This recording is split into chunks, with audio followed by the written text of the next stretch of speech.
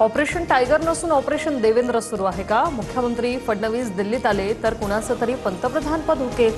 भाजपमधील अंतर्गत गटबाजीवर उद्धव ठाकरे यांचं सूचक वक्तव्य.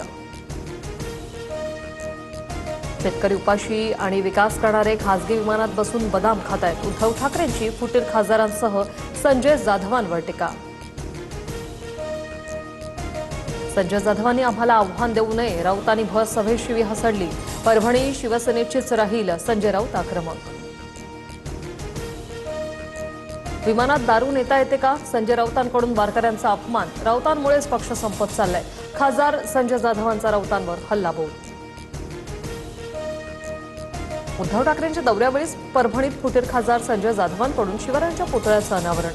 विनापरवानगी पुतळा बसवल्यानं आमदार सईद खान यांच्यावर कारवाईची शक्यता.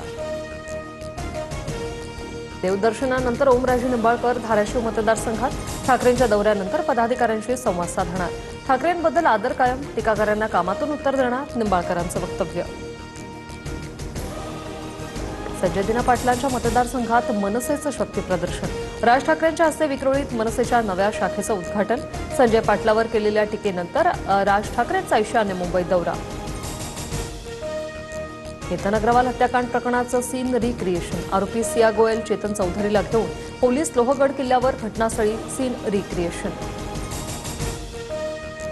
एकही परीक्षा घोटाळ्याशिवाय पूर्ण का होत नाही? सिस्टीम एवढी सडली आहे का? तरुण डिप्रेशनमध्ये चाललाय. सरकार मात्र ऑपरेशन टायगरमध्ये मग्न. टीईटी पेपर फुटी प्रकरणी अमित ठाकरेंचा सरकारवर निशाणा.